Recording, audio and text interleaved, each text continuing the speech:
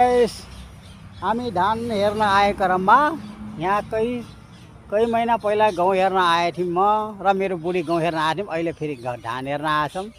अब आफ्नो बारीमा हेरौँ भने छैन, देशीको घरमा त छ। त्यसले यसो बाहिरतिर आएर यसो धानसान पिलो भएको छ, धानसान हेर्न आएको। यस्तो धान भएको मान्छे धनी हुनु छ, धान भने कस्तो छ मान्छे डुबाउने। अब हाम्रो त मुठीभरि धान हुन्छ के या त भुटो खाना पुग्ला, त्यही पनि अर्को आधी गुलामी गर्नु परेको छ भन्ने टेस्टी नै हो कि हाम्रो दाइले पनि चिप्पर टिप्नु भएको छ। के टिप्नु भएको त्यसै गर्ने दाइ चिप्पर? ओहो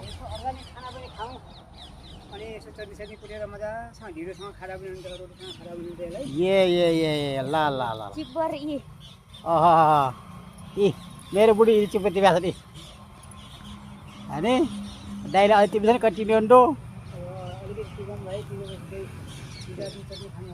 ल ल ल ल ल नेताहरू चोर भएको कारणले के गर्ने, हामी बाध्य छौँ इन्डियाको कुना काप्चामा रहन बस्न।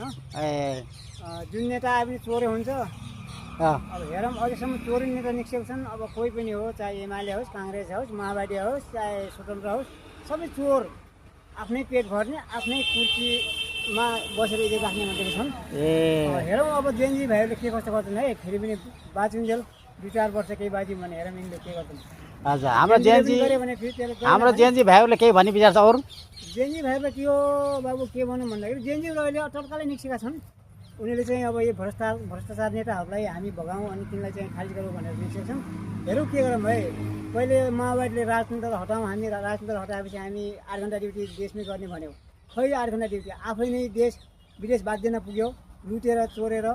साउदी कतार जानलाई अब मेन पावरमा 11,000 मात्रै ल्याउँछ शरमको लागि, तर 1.5 लाख 2 लाख 3 लाख खाइदिन्छ। त्यो बन्द गर्न सकेन। माओवादीहरू गणतन्त्र ल्याए पनि त्यो बन्द गर्न सकेन। त्यस कारणले मैले कसैको विश्वास गर्दिन अहिले जेएनजीले हेरौँ है भाइ। मलाई लाग्छ माओवादीले आफ्नो घरमा त भरे हो। त्यस कारणले मैले गणतन्त्र आएको पनि फाइदा ठहराएन कि मलाई मजा लागेन। गणतन्त्र आयो खै कहाँ आयो, यसको अनि चोरको लागि आयो, हाम्रो लागि त आएन। अच्छा, प्रचण्डले के भन्ने विचार छ अझै? प्रचण्डलाई मैले भन्नुपर्ने भन्दा पनि प्रचण्ड अब त्यही हो, मेन भनेको अध्यक्ष नेपालको प्रचण्ड हो। 17,000 जनताहरू मारिए, ठिकै छ, सहिद भए अब देशको लागि। तर जुन तरिकाले प्रचण्डले भनेको थियो त्यो तरिकाले उनले काम गर्न गरेनन् पनि। उही आतङ्क फैलाए, शोषक अनि सामन्तहरूलाई गरिब जनतालाई बेच्न पठाए। हामी किनभने नत्र गणतन्त्र आइसकेपछि हामी त नेपालीहरूले त आफ्नै देशमा रोजगार पाउनुपर्ने हो नि। हामी देश विदेश जाँदा पनि शरण स्वीकृति ठिक छ, 11,000